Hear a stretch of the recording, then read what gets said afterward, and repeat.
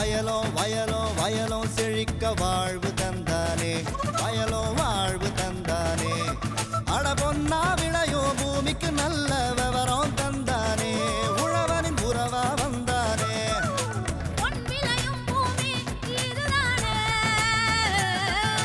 வயலோ வயலோ வயலோ செழிக்க வாழ்வு தந்தானே, வயலோ வாழ்வு தந்தானே.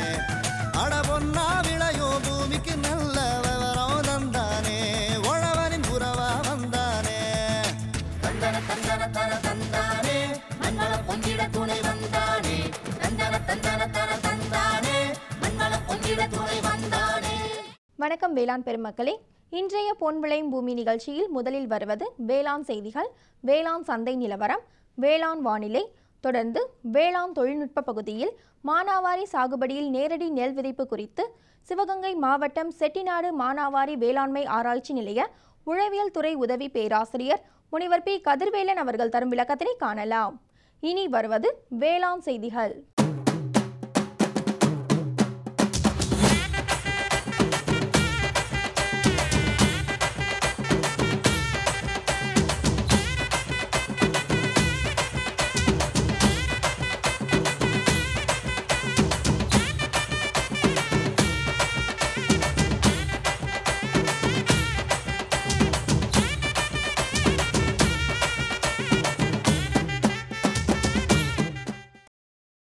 வணக்கம்.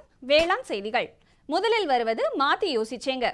இயற்கை முறையில் பப்பாளி சாகுபடி குறித்து ஈரோடு மாவட்டம் கோபிச்செட்டிப்பாளையம் தாலுகா டிஎன் பாளையம் முன்னோடி விவசாயி விபி ஆறுமுகம் அவர்கள் தரும் விளக்கம். வேளாண் ஆலோசனை நேரத்தில் கோவை தமிழ்நாடு வேளாண் பல்கலைக்கழகம் வழங்கும் வேளாண் மண்டலங்களுக்கான வேளாண் ஆலோசனைகள். தொடர்ந்து வேளாண் சந்தையில் வேலூர் மாவட்டம் ஆற்காடு உழவர் சந்தையில் காய்கறிகளின் இன்றைய விலை நிலவரம். வேளாண் வானிலையில் மாநில அளவிலான சராசரி வானிலை முன்னறிவிப்பு. விரிவான செய்திகள். மாத்தி யோசிச்சேங்க. இயற்கை முறையில் வேளாண்மை நாளுக்கு நாள் முக்கிய இடம் பெற்று வருகிறது.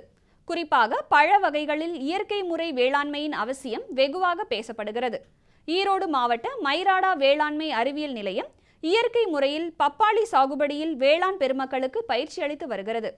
இப்பயிற்சியில் பங்கு பெற்று இயற்கை முறையில் பப்பாளி சாகுபடியில் ஈடுபட்டு வரும் ஈரோடு மாவட்டம் டிஎன் பாளையம் கிராம முன்னோடி விவசாயி விபி ஆறுமுகம் அவர்கள் தரும் தகவல்கள்.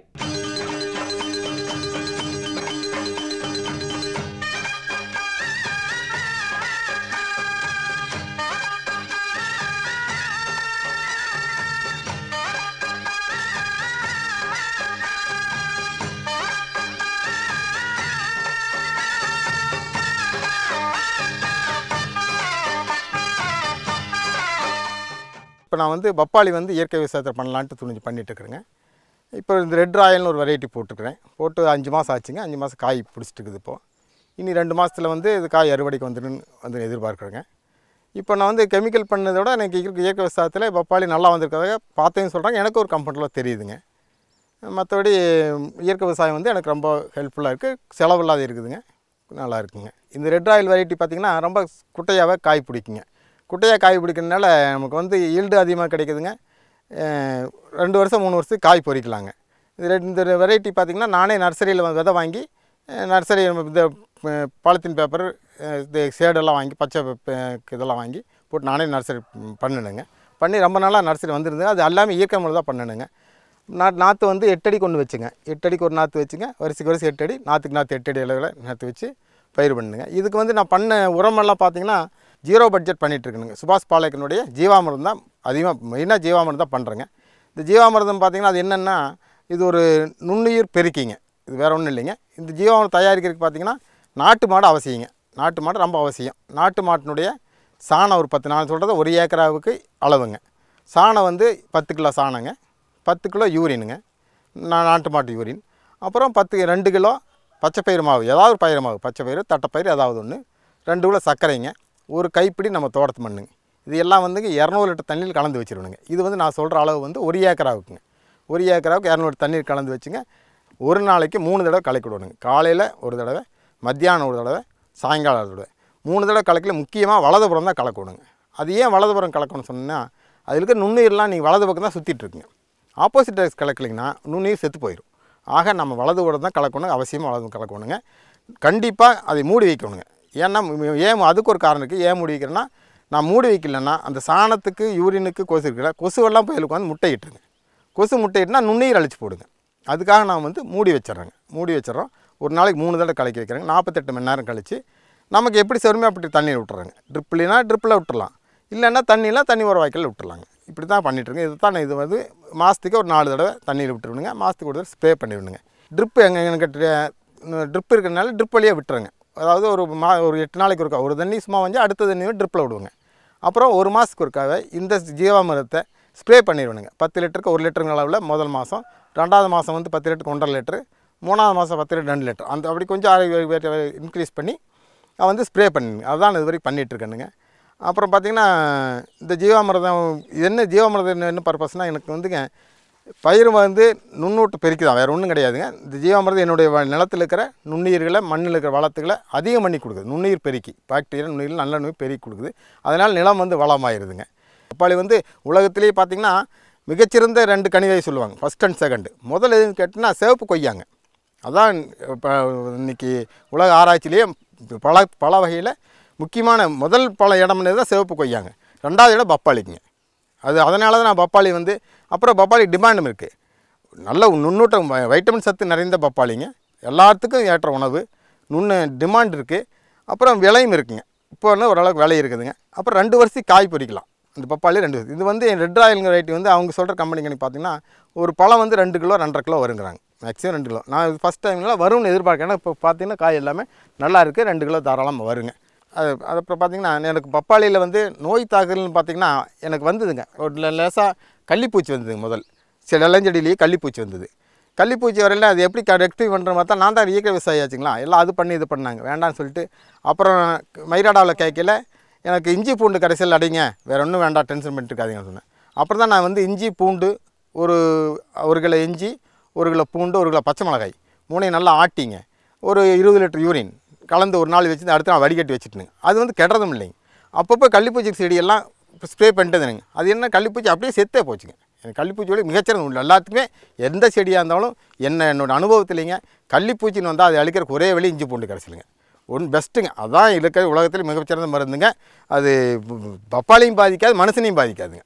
இப்போ பார்த்துட்டு மற்ற விவசாயிகள்லாம் பார்த்து கெமிக்கல் போட்டவங்களாம் 1 வருஷம் பப்பாளி அழிச்சிட்டு என்னை பயப்படுத்த கூட ஆரம்பிச்சிட்டாங்க. என்னடா இப்படி பண்ணுறேன், பப்பாளிக்கு பண்ண முடியாதுன்னு. பட் எங்கள் வீட்டில் எல்லாமே இதாக இருந்துங்க. ஆனால் இப்போ வந்து மயிராடாவில் நீங்கள் இதெல்லாம் பயப்படாதீங்கன்னா வந்துடுன்னு சொல்லிட்டு போனால் நல்லா வந்துருச்சுங்க, ஒன்றும் பிரச்சனை இல்லைங்க. நான் நோய் தாக்கலுக்கு இதாக பண்ணிட்டுருக்கேங்க. இதுக்கு வந்து கள்ளிப்பூச்சிக்கு வந்து இஞ்சி பூண்டு கரைசல், இதுக்கு நுண்ணூட்ட பற்றாக்குறைக்கு நான் ஜீவாமிரதம் அடிச்சிட்றேங்க. நுண்ணூட்டம் மயிராடாவில் பயோ நுண்ணூட்டம் கிடைக்குதுங்க, அதை வாங்கி அடிச்சிடுங்க. அது ஒன்றும் பெரிய செலவு இல்லைங்க. நானே ஸ்ப்ரே பண்ணியிருந்தேங்க. நல்லா இருக்குது பப்பாளி இப்போங்க. மேலும் தகவல்கள் பெற VP ஆறுமுகம் அவர்களை 098 42 51 06 56 எனும் கைபேசி எண்ணில் தொடர்பு கொள்ளலாம். இனி வருவது வேளாண் ஆலோசனை நேரம்.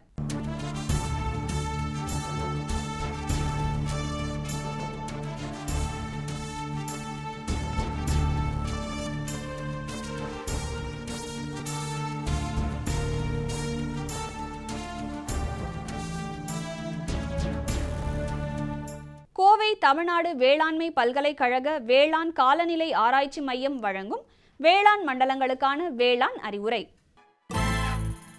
மேற்கு மண்டலத்திற்கான வானிலை முன்னறிவிப்பு. மேற்கு மாவட்டங்களான கோயம்புத்தூர், ஈரோடு மற்றும் திருப்பூர் ஆகிய இடங்களில் வரும் நாட்களில் வானம் மேகமூட்டத்துடன் காணப்படும். மிதமான மழை எதிர்பார்க்கப்படுகிறது. அதிகபட்ச வெப்பநிலை 34 டிகிரி செல்சியஸ் முதல் 36 டிகிரி செல்சியஸ் ஆகவும், குறைந்தபட்ச வெப்பநிலை 24 டிகிரி செல்சியஸ் முதல் 26 டிகிரி செல்சியஸ் ஆகவும், காலை நேர காற்றின் ஈரப்பதம் 85% மாலை நேர காற்றின் ஈரப்பதம் 75% பதிவாக வாய்ப்புள்ளது. சராசரியாக காற்றின் வேகம் மணிக்கு 7 கிலோமீட்டர் அளவுக்கு பெரும்பாலும் தென்மேற்கு திசையிலிருந்து வீசக்கூடும். மேற்கு மண்டல விவசாயிகளுக்கான வேளாண் அறிவுரை. மழையுடன் காற்றின் வேகம் அதிகரிக்க வாய்ப்புள்ளதால் முன் பருவத்தில் நடவு செய்யப்பட்ட கரும்பு வயல்களில் வடிகால் வசதி செய்து தோகை உரித்து எடையை குறைக்க வேண்டும். கோடையில் பெய்யும் மழையுடன் காற்றின் வேகம் அதிகரிக்க வாய்ப்புள்ளதால் வாழை மரங்களுக்கு மூட்டு கொடுக்கவும். பெய்துள்ள மழையை பயன்படுத்தி மஞ்சள் நடவு செய்யலாம். விதைப்பதற்கு முன் 1 கிலோ விதை மஞ்சளுக்கு சூடோமோனாஸ் 10 கிராம் அல்லது ட்ரைகோடெர்மா விரிடி 4 கிராம் என்ற அளவில் விதை நேர்த்தி செய்வதனால் கிழங்கு அழுகல் நோயை கட்டுப்படுத்தலாம். மேலும் கால்நடைகளை மழை நேரங்களில் மேய்ச்சலுக்கு விட வேண்டாம். காவிரி டெல்டா மண்டலத்திற்கான வானிலை முன்னறிவிப்பு. காவேரி பாசன பகுதிக்கு உட்பட்ட மாவட்டங்களான தஞ்சாவூர், நாகப்பட்டினம், திருவாரூர், கரூர், பெரம்பலூர், அரியலூர் மற்றும் திருச்சி ஆகிய இடங்களில் அதிகபட்ச வெப்பநிலை 36 டிகிரி செல்சியஸ் முதல் 37 டிகிரி செல்சியஸ் ஆகவும், குறைந்தபட்ச வெப்பநிலை 26 டிகிரி செல்சியஸ் முதல் 27 டிகிரி செல்சியஸ் ஆகவும் பதிவாக வாய்ப்புள்ளது. காற்றின் ஈரப்பதம் 55 முதல் 75% பதிவாக வாய்ப்புள்ளது. காற்றின் வேகம் 9 கிலோமீட்டர் முதல் 13 கிலோமீட்டர் வேகத்தில் வீசக்கூடும் எனவும் எதிர்பார்க்கப்படுகிறது. காவிரி டெல்டா மண்டல விவசாயிகளுக்கான வேளாண் அறிவுரை. சாகுபடி செய்யப்பட்டுள்ள கோடை நெற்பயிரில் குலை நோய் தாக்குதல் பரவலாக தென்படுகிறது. இதனை கட்டுப்படுத்த ஏக்கருக்கு ட்ரைசைக்ளோசோல் 200 கிராம் அல்லது கார்பன்டெசிம் 200 கிராம் என்ற அளவில் 200 லிட்டர் தண்ணீரில் கலந்து தெளிக்கவும். தெற்கு மண்டலத்திற்கான வானிலை முன்னறிவிப்பு. தெற்கு மண்டலத்திற்கு உட்பட்ட மாவட்டங்களான திருநெல்வேலி, விருதுநகர் மற்றும் தூத்துக்குடி மாவட்டங்களில் பகல் நேர வெப்பநிலை 34 டிகிரி செல்சியஸ் முதல் 37 டிகிரி செல்சியஸ் ஆகவும், இரவு நேர வெப்பநிலை 25 டிகிரி செல்சியஸ் முதல் 27 டிகிரி செல்சியஸ் ஆகவும் பதிவாக வாய்ப்புள்ளது. காற்றின் ஈரப்பதம் 60 முதல் 87% பதிவாக வாய்ப்புள்ளது. காற்றின் வேகம் 4 கிலோமீட்டர் முதல் 7 கிலோமீட்டர் வேகத்திலும் வீசும் எனவும் எதிர்பார்க்கப்படுகிறது. தெற்கு மண்டல விவசாயிகளுக்கான வேளாண் அறிவுரை. நெல் நாற்றங்காலில் நாற்றுகளின் வளர்ச்சி குறைவாக இருந்தால் 0.5% யூரியா கரைசல் மற்றும் 0.5% ஜிங்க் சல்பேட் கரைசலை விதைத்த 8 முதல் 10ஆம் நாளில் தெளிக்கவும். நல்ல வாளிப்பான நாற்றுகளை பெறுவதற்கு 1 சென்டிற்கு DAP 2 கிலோ மற்றும் 1 சென்டிற்கு சூடோமோனாஸ் 240 கிராம் என்ற அளவில் நாற்றங்காலுக்கு இட்டு 0.5% யூரியா கரைசலை மண்ணில் விதைத்த 9ஆம் நாளில் ஊற்றவும். கடந்த வார மழையை ஒட்டி மானாவாரி நிலங்களில் முளைத்துள்ள களைகளை அழிக்க வயலை மண்ணின் ஈரப்பதம் சரியான பக்குவத்தில் இருக்கும்போது உழவு செய்யலாம். இவ்வாறு உழவு செய்வது மண்ணின் களை விதைகளின் பெருக்கத்தை குறைக்க உதவும். மலைப்பிரதேச மண்டலத்திற்கான வானிலை முன்னறிவிப்பு. வரும் நாட்களில் மலைப்பிரதேச மண்டலமான நீலகிரி மாவட்டத்தில் பகல் நேர வெப்பநிலை 21 முதல் 22 டிகிரி செல்சியஸ் ஆகவும், இரவு நேர வெப்பநிலை 12 முதல் 13 டிகிரி செல்சியஸ் ஆகவும் பதிவாக வாய்ப்புள்ளது. காலை நேர காற்றின் ஈரப்பதம் 95 ஆகவும் மற்றும் மாலை நேர காற்றின் ஈரப்பதம் 90% பதிவாகவும் வாய்ப்புள்ளது. காற்று மணிக்கு 4 கிலோமீட்டர் வேகத்திலும் வீசக்கூடும் எனவும் எதிர்பார்க்கப்படுகிறது. மலைப்பிரதேச மண்டல விவசாயிகளுக்கான வேளாண் அறிவுரை. தொடர் மழை காரணமாக தேங்கும் மழைநீரை வடிக்க வடிகால் வசதி அமைக்க வேண்டும். வடமேற்கு மண்டலத்திற்கான வானிலை முன்னறிவிப்பு. வரும் நாட்களில் வடமேற்கு மண்டலத்திற்கு உட்பட்ட மாவட்டங்களான சேலம், நாமக்கல், தருமபுரி மற்றும் கிருஷ்ணகிரி மாவட்டங்களில் பகல் நேர வெப்பநிலை 34 டிகிரி செல்சியஸ் முதல் 36 டிகிரி செல்சியஸ் ஆகவும், இரவு நேர வெப்பநிலை 25 டிகிரி செல்சியஸ் முதல் 26 டிகிரி செல்சியஸ் ஆகவும் நிலவ வாய்ப்புள்ளது. காற்றின் ஈரப்பதம் 60 முதல் 85% பதிவாக வாய்ப்புள்ளது. சராசரியாக காற்றின் வேகமானது 5 கிலோமீட்டர் வேகத்தில் வீசக்கூடும் எனவும் எதிர்பார்க்கப்படுகிறது. வடமேற்கு மண்டல விவசாயிகளுக்கான வேளாண் அறிவுரை. ஓரளவு மேகமூட்டமும் மிதமான காற்றும் நிலவும் வாய்ப்புள்ளதால் கோழிகளிடையே வெப்ப அயற்சி ஏற்படும் வாய்ப்பு குறைவு. தீவனம் எடுக்கும் அளவும் இயல்பை ஒட்டியே நிலவும். முட்டை உற்பத்தி இயல்பாக இருக்கும். எனினும் மக்காச்சோளம், கடலை பின்னாக்கு மற்றும் சூரியகாந்தி பின்னாக்கின் தரத்தை தொடர்ந்து கண்காணிப்பதோடு பூஞ்சை நச்சு பரிசோதனை செய்து பயன்படுத்துவதால் முட்டை உற்பத்தியை தக்க வைக்க உதவும். வடகிழக்கு மண்டலத்திற்கான வானிலை முன்னறிவிப்பு. அடுத்து வரும் 5 நாட்களிலும் வடகிழக்கு மண்டலத்திற்கு உட்பட்ட மாவட்டங்களான சென்னை, காஞ்சிபுரம், திருவண்ணாமலை, திருவள்ளூர், கடலூர், வேலூர், விழுப்புரம் ஆகிய மாவட்டங்களில் பகல் நேர வெப்பநிலை 38 டிகிரி செல்சியஸ் முதல் 39 டிகிரி செல்சியஸ் ஆகவும், இரவு நேர வெப்பநிலை 26 டிகிரி செல்சியஸ் முதல் 28 டிகிரி செல்சியஸ் ஆகவும் நிலவ வாய்ப்புள்ளது. காற்றின் ஈரப்பதம் 65 முதல் 80% காற்றின் வேகம் 3 கிலோமீட்டர் முதல் 7 கிலோமீட்டர் வரையிலும் வீசக்கூடும் எனவும் எதிர்பார்க்கப்படுகிறது. வடகிழக்கு மண்டல விவசாயிகளுக்கான வேளாண் அறிவுரை. எள் பயிரில் காய் துளைப்பான், இலை மற்றும் தண்டு பிணைப்பான் தாக்குதலை கட்டுப்படுத்த 1 ஏக்கருக்கு 400 மில்லி குயினால்பாஸ் 25 EC அல்லது வேப்ப எண்ணெய் 2% கலந்து தெளிக்கவும். அதிக மழை பெறும் மண்டலத்திற்கான வானிலை முன்னறிவிப்பு. வரும் நாட்களில் வானம் மேகமூட்டத்துடன் காணப்படும். மிதமான மழை எதிர்பார்க்கப்படுகிறது. பகல் நேர வெப்பநிலை 31 முதல் 32 டிகிரி செல்சியஸ் ஆகவும், இரவு நேர வெப்பநிலை 24 முதல் 25 டிகிரி செல்சியஸ் ஆகவும் நிலவ வாய்ப்புள்ளது. காற்றின் ஈரப்பதம் 85 முதல் 90% பதிவாக வாய்ப்புள்ளது. காற்றின் வேகம் மணிக்கு 12 முதல் 14 கிலோமீட்டர் வேகத்தில் வீசக்கூடும் எனவும் எதிர்பார்க்கப்படுகிறது. அதிக மழை பெறும் மண்டல விவசாயிகளுக்கான வேளாண் அறிவுரை. வாழை மற்றும் தென்னை தோட்டங்களில் தகுந்த வடிகால் வசதி அமைத்து முட்டு கொடுக்க வேண்டும். மழையினால் ஏற்படும் நோய் தாக்கத்தை தவிர்க்க அறுவடை செய்யப்பட்ட வாழைத்தார்களை தகுந்த உலரிடங்களில் வைத்து பாதுகாக்கவும். மேலும் விவரங்களுக்கு பேராசிரியர் மற்றும் தலைவர், வேளாண் காலநிலை ஆராய்ச்சி மையம், தமிழ்நாடு வேளாண்மை பல்கலைக்கழகம், கோவை. விளம்பர இடைவேளைக்கு பிறகு வேளாண் செய்திகள் தொடரும். இந்தாங்க, வேற ஏதாவது? போதும். அட, இது என்னப்பா இவ்வளவு குறைவா ரசாயனம் வருமா? விவசாயத்தை விட போறீங்களா? விவசாயத்தை இல்ல, அறியாமைய விடுறேன். மண் பரிசோதனை செஞ்சேன். இனிமே அண்ணே எத்தனை அவசியமோ அத்தனை உரம் தான் நிலத்துல போடுவேன். ஆமா விவசாய சகோதரர்களே, இன்றே உங்கள் மாவட்டத்தின் அருகில் உள்ள மண் பரிசோதனை கூடத்தில் உங்கள் மண்ணை பரிசோதியுங்கள். மண் சத்து, ஈரப்பதம், செடி வளர்ச்சியை சரிபார்த்து அவசியத்திற்கு ஏற்றவாறு மட்டுமே சத்துக்களை போடுங்கள். மேலும் சல்பர், ஜிங்க் மற்றும் போரான் போன்ற நுண்சத்துக்களையும் சரிபார்க்க மறவாதீர்கள். ரசாயன உரம் மற்றும் ஆர்கானிக் உரத்தை சரியான முறையில் பயன்படுத்தி நிலவளத்தை பராமரியுங்கள். உற்பத்தியை பெருக்குங்கள், செலவை குறையுங்கள், அந்நிய செலாவணியை சேமிக்க உதவிடுங்கள்.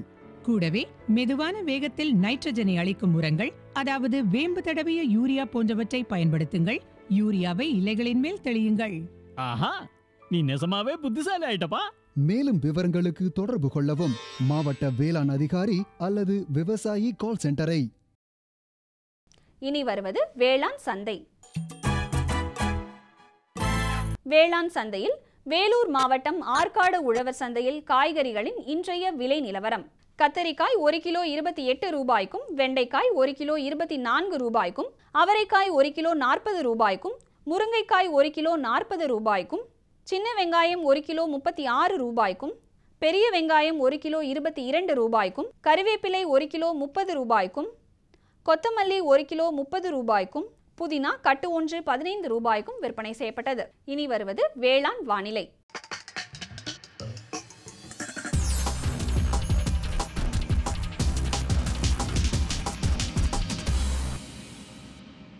வேளாண் வானிலையில் மாநில அளவிலான சராசரி வானிலை அறிவிப்பு. காற்றின் வெப்பநிலை அதிகபட்சமாக 35.2 டிகிரி செல்சியஸாகவும் குறைந்தபட்சமாக 27 டிகிரி செல்சியஸாகவும், காற்றின் ஒப்பு ஈரப்பதம் 70.4%ஆகவும், காற்றின் வேகம் மணிக்கு 5.8 கிலோமீட்டர் ஆகவும், மண்ணின் ஈரப்பதம் 15 சென்டிமீட்டர் ஆழத்தில் 137.1%ஆகவும், மண்ணின் வெப்பநிலை 15 சென்டிமீட்டர் ஆழத்தில் 30.5%ஆகவும், மழை அளவு 118.9 மில்லிமீட்டராகவும், சூரிய கதிர்வீச்சு 543.5 கலோரி பெர் சென்டிமீட்டர் ஸ்கொயராகவும், வளிமண்டல அழுத்தம் 1077.8 ஹெப்டா பாஸ்கல் அளவாகவும், இலையின் ஈரப்பதம் மணிக்கு 3 ஆகவும் இருந்தது. இத்துடன் இன்றைய வேளாண் செய்திகள் நிறைவடைகிறது. மீண்டும் நாளைய வேளாண் செய்திகளில் சந்திப்போம். நன்றி, வணக்கம். அம்மா, சோறு போடுமா? கொஞ்சம் பொறுக்கண்ணே, இன்னும் பருப்பு வேகவே இல்ல. கவலைப்படாத கண்ணம்மா, இனிமே பருப்பு நல்லா வேகும். புரியலைங்களே. இனிமே NFSM கீழே பருப்பு மகசூலை பெருக்கிற வழிகளை காட்டுறதுக்காக நாடு முழுக்க 1000 இடங்களை தேர்ந்தெடுத்திருக்கிறாங்க. அதுல நம்ம பகுதியும் வருது. அதனால நமக்கு என்ன பயன்? நம்ம 5 ஏக்கர் நிலத்துக்கான உரம், பூச்சிக்கொல்லி, அப்புறம் தரமான விதையெல்லாம் வச்ச மினிக்கிட்டும் கிடைக்கும்ல. இத்தனை பயிர் பருப்பு வச்சுக்கிட்டு நம்ம என்ன செய்ய? கண்ணம்மா, இப்ப அரசாங்கம் பயிர் வகை பயிர்களோட ஆதரவு விலைய நல்லா வசதிருக்கு. அதோட அதை வாங்கறதுக்கு எல்லா ஏற்பாடுகளும் செஞ்சிருக்கு. இதனால நம்ம வருமானம் பெருகும்ல. நம்ம பிள்ளையும் நல்ல பள்ளிக்கூடத்துல படிச்சு பெரிய விவசாய விஞ்ஞானி ஆகும்.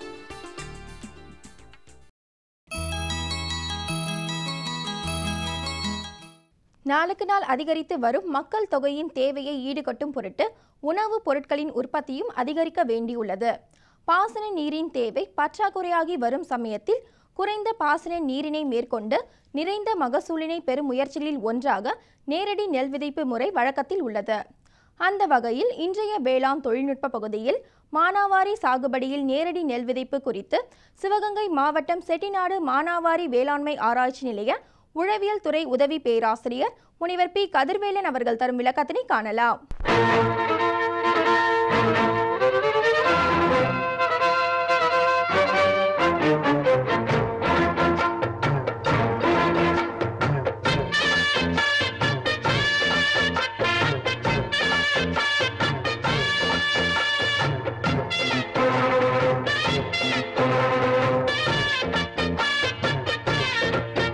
இப்போ நேரடி நெல் விதைப்பு வந்து இப்போ குறிப்பாக வந்து சிவகங்கை மாவட்டத்திற்கும் ராமநாதபுரம் மற்றும் விருதுநகர் மாவட்டத்திற்கும் வந்து புதிய முறையே கிடையாது.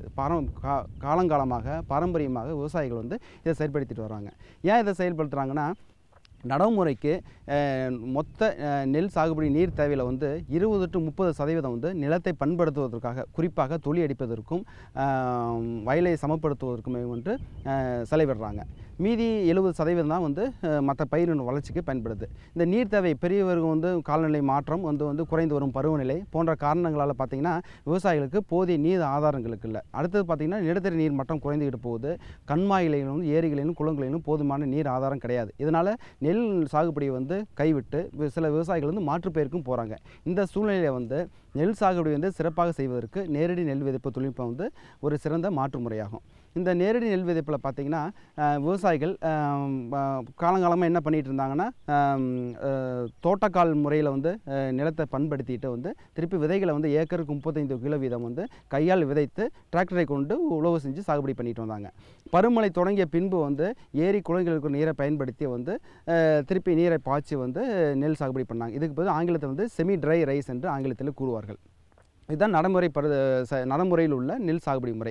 இந்த முறையில் பார்த்தீங்கன்னா பல்வேறு சிக்கல்களும் அதிக செலவினங்கள் மற்றும் குறைந்த மகசூல் இவை தான் பெரும்பாலான குறைபாடுகள். இவற்றை நிவர்த்தி செய்வதற்கு பார்த்திங்கன்னா மானாவாரி வேளாண்மை ஆராய்ச்சி நிலையத்தில் கடந்த 2 ஆண்டுகளாக வந்து மேம்படுத்தப்பட்ட நேரடி நெல் விதைப்பு தொழில்நுட்பம் வந்து விவசாயிகளிடையே வந்து இப்போ செயல்முறைப்படுத்தி வரோம். இந்த ஆராய்ச்சி வந்து விவசாயிகள் வயல்களிலேயே குறைந்தபட்சம் 1 ஏக்கர் அளவில் வந்து நெல் சாகுபடியை வந்து விவசாயிகளுக்கு விதைகளிலிருந்து அறுவடை வரைக்கும் வந்து நவீன தொழில்நுட்பங்களை வந்து செயல்முறை மூலம் வந்து செயல்படுத்திட்டு வரோம்.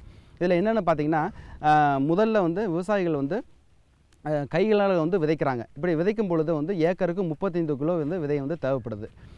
இரண்டாவது பார்த்திங்கன்னா, இந்த மாதிரி கைகளால் விதைக்கும் பொழுது பயிர் எண்ணிக்கை சரியான அளவில் வந்து பராமரிக்க முடியவில்லை. பார்த்திங்கன்னா ஒரு சில இடங்களில் வந்து பயிர் நெருக்கமாகவும் சில பகுதிகள் வந்து பயிர் எண்ணிக்கை குறைவாகவும் காணப்படும். பருவமழை தொடங்கிய பிறகும் கண்மாய்களும் ஏரிகளிலும் நீர் ஆதாரங்கள் பெரிய பிறகும் வந்து வயல்களில் நீர் பாய்ச்சி பயிர் எண்ணிக்கை அதிகமான உள்ள இடத்துல வந்து பயிர்களை பிடுங்கி குறைவான பகுதிகளில் வந்து நடுறாங்க. இந்த மாதிரி செய்வதற்கு அதிக கூலியாட்கள் தேவைப்படுவது, அதிக செலவினமும் ஏற்படுது. இவற்றை நிவர்த்தி செய்வதற்கு பார்த்திங்கன்னா வந்து நேரடி நெல் விதைப்பு வந்து கருவியின் மூலம் வந்து விதைக்க நாங்கள் வந்து விவசாயிகளிடையே வந்து செயல் விளக்கங்களை செஞ்சுட்டு வரோம். இந்த மாதிரி விதைக்கும் பொழுது ஏக்கருக்கு பெரிய ரகமாக இருந்தால் ஏக்கருக்கு 10 கிலோவும், சன்ன ரகமாக இருந்தால் ஏக்கருக்கு 8 கிலோ விதையும் போதுமானது. இதன் மூலம் வந்து குறைந்தபட்சம் ஏக்கருக்கு 25 கிலோ விதைகளை வந்து மிச்சப்படுத்த முடியும். இது வந்து ஒரு சிறப்பம்சங்கள். இரண்டாவது, பயிர் எண்ணிக்கை வந்து நாங்கள் விஞ்ஞானிகள் பரிந்துரை செய்வதை போல சரியான பயிர் எண்ணிக்கை வந்து பராமரிக்கப்படுது. அதாவது பயிர்களின் வரிசைக்கும் பயிர்களுக்கு சரியான இடைவெளியை பராமரிக்கப்படுறதுனால பார்த்தீங்கன்னா உங்களுக்கு வந்து பயிர்களுக்கு இடையே காற்றோட்டமும் போதிய சூரிய வெளிச்சமும் மற்றும் நீர் மற்றும் உரங்களுக்கான போட்டிகள், பயிர்களுக்கு இடையே ஏற்படக்கூடிய போட்டிகள் வந்து குறைத்து அதிக மகசூல் பெற வந்து வழிவகை செய்கிறோம். இதை வந்து இரண்டாவது முக்கிய கோட்பாடு. இந்த நேரடி நெல் விதைப்பில் வந்து முக்கிய பிரச்சனையாக இருப்பது பார்த்திங்கன்னா கலை நிர்வாகம். ஏன்னா நான் நடைமுறையில் வந்து கலையினுடைய தாக்கம் பெரிய அளவில் இருக்காது. ஏன்னா அங்கே வந்து நிலத்தை வந்து பண்படுத்தி துளி அடித்து நீரை தேக்கி வைக்கிறதுனால கோரையும் புற்கள் மற்றும் அகன்ற கலைகளின் தாக்கம் அதிகமாக இருக்காது. ஆனால் நேரடி நெல் விதைப்பில் பார்த்திங்கன்னா தோட்டக்கால் பயிர்கள் மாதிரி வந்து நிலத்தை பண்படுத்தாமல் வந்து நேரடி நெல் விதைப்பு நடவு முறையை போல் நிலத்தை பண்படுத்தாமல் தோட்டக்கால் முறையின்படி வந்து நிலத்தை வந்து பண்படுத்தும் காரணமாக குறிப்பாக கோரை மற்றும் புற்களுடைய தாக்கம் அதிகமாக இருக்கும். இவற்றை கட்டுப்படுத்துவதற்கு சரியான களைக்கொல்லியை சரியான நேரத்தில் சரியான அளவில் வந்து பயன்படுத்தும் பொழுது களைகளை வந்து சிறப்பாக கட்டுப்படுத்தலாம். இந்த நேரடி நெல் விதைப்பை பொறுத்தவரையில் வந்து மானாவாரியிலும் நிலத்தை நேரடி விதைப்பு செய்யலாம், இரவையிலும் பண்ணலாம். அதாவது விதைத்த அன்றே இல்லை அடுத்த நாட்களில் வந்து நிலத்தை வந்து நீரை பாய்ச்சி சாகுபடி செய்யலாம். இல்லை வந்து பருவமழையினுடைய தாக்கத்தை பொறுத்து பருவமழை தொடங்குவதற்கு 1 வாரத்துக்கு முன்போ இல்லை 2 நாட்கள் 1 நாட்கள் முன்போ வந்து நேரடியாக புழுதிக்கால் விதைப்பு செய்து சாகுபடி செய்யலாம். இப்பொழுது செய்யும் பொழுது விதைத்த 3 நாட்களுக்குள் களைக்கொல்லி, அதாவது பெண்டமித்திலின் களைக்கொல்லியை பயன்படுத்தும் பொழுது ஏக்கருக்கு 1 கிலோ வீதம் விதைத்த 3 நாட்களுக்குள் நிலத்தில் போதுமான ஈரம் இருக்கும் பொழுது கைத்தெளிப்பானை கொண்டு தெளிக்க வேண்டும். கைத்தெளிப்பான் பெரும்பாலான விவசாயிகள் என்ன செய்கிறேன்னா கைத்தெளிப்பானும் போது பூச்சி மருந்துக்கும் களைக்கொல்லிக்கும் ஒரே வகையான நாசில்களை பயன்படுத்தணும். இவ்வாறு பயன்படுத்தக்கூடாது. இதுதான் ஒரே மாதிரி நாசில்கள் தான் விவசாயிகள் பயன்படுத்துகிறாங்க. இந்த மாதிரி நாசில்களை பயன்படுத்தக்கூடாது. களைக்கொல்லியை தெளிப்பதற்கு தட்டை நாசில் விசிறி தெளிப்பானை கொண்டு தான் களைக்கொல்லியை தெளிக்க வேண்டும். இந்த மாதிரி ஆங்கிலத்தில் சொல்லக்கூடிய கோன் டைப் ஆஃப் நாசிலை வந்து பயன்படுத்தக்கூடாது. களைக்கொல்லியை தெளிப்பதற்கு ஃபேன் டைப் நாசில்களை வந்து பயன்படுத்தணும். தட்டை வடிவிலான விசிறி தெளிப்பான் நாசிலை பயன்படுத்தி களைக்கொல்லியை தெளிக்க வேண்டும். இந்த பெண்டிமெத்திலின் களைக்கொல்லியை எப்படி தெளிக்கணும்னு கேட்டிங்கன்னா, விதை 3 நாட்களுக்குள் ஏக்கருக்கு 25 கிலோ மணலுடன் 1 கிலோ பெண்டிமெத்திலின் வந்து களைக்கொல்லியை சீராக மண்ணில் கலந்து போதுமான ஈரம் இருக்கும் பொழுது தெளிக்கலாம். இது ஒரு முறை. இரண்டாவது முறை பார்த்திங்கன்னா, கைத்தளிப்பான் 1 ஏக்கருக்கு 200 லிட்டர் தண்ணீரை வந்து 1 லிட்டர் பெண்டிமெத்திலின் வந்து கலந்து கைத்தளிப்பானை கொண்டு மண்ணில் நன்கு நனையும்படி தெளிக்க வேண்டும். இந்த 2 முறையில் பயன்படுத்திக்கலாம். பெண்டிமெத்திலின் அடுத்த சிறப்பான மருந்துன்னு பார்த்தீங்கன்னா, ஆக்சிடைசில் என்றக்கூடிய களைக்கொல்லியை பயன்படுத்தி நம்ம வந்து கட்டுப்படுத்தலாம் களைகளை.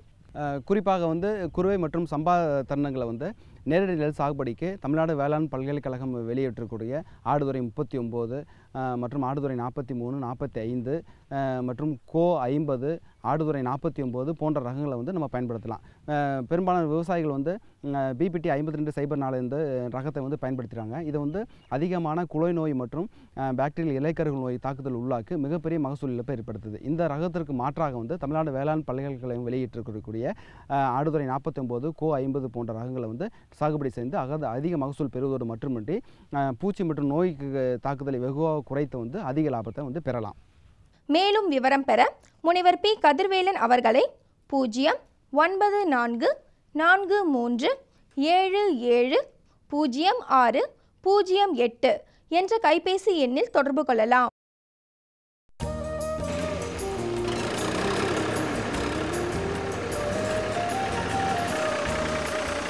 கருப்பா, விதை வாங்கின, பூச்சி மருந்து வாங்கின, இப்ப உரம் வாங்கியிருக்க. இவ்வளவுத்துக்கும் பணம் எங்க இருந்துப்பா வருது? முருகா, இப்ப நான் பணத்தை பத்திக்கான கவலையே படுறதில்ல. ஏன்னா என்கிட்ட தான் கிசான் கிரெடிட் கார்டு இருக்கு. கார்டு? இது என்னப்பா? அதாவது இது பேங்க்ல கொடுக்குறாங்க. இந்த கார்டை வச்சுக்கிட்டு ஒரு குறிப்பிட்ட தொகைக்கு நம்ம நிலத்துக்கு என்னென்ன சாமான் தேவையோ. அப்படியா? எனக்கும் ஒரு கார்டு வாங்கி கொடுப்பா. அப்படியா? பக்கத்துல இருக்கிற பேங்க்கு போ, கார்டை வாங்கிக்க, நிறைய லாபம் அடைஞ்சிரு. 22/5/2015 வெள்ளிக்கிழமை அன்று பொன் விளையும் பூமி நிகழ்ச்சியில்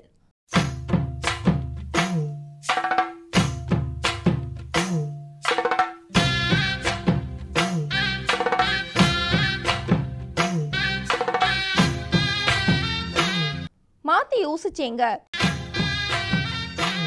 வெண்பன்றி வளர்ப்பு குறித்து தேனி மாவட்டம் கொடுவிலார்பட்டி கிராம விவசாயி ஜி. கண்ணன் அவர்கள் தரும் செய்தி. வேளாண் ஆலோசனை நேரம்.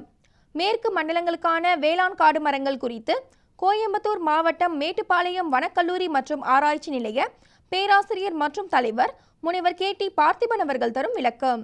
வேளாண் தொழில்நுட்ப பகுதியில் சிவகங்கை மாவட்டம் சாக்கோட்டை வட்டாரத்தில் செயல்படுத்தப்படும் வேளாண் திட்டங்கள் குறித்து சிவகங்கை மாவட்டம் சாக்கோட்டை வட்டார வேளாண்மை உதவி இயக்குனர் ஆர். மணிவண்ணன் அவர்கள் தரும் விளக்கம் ஆகியன இடம்பெறும்.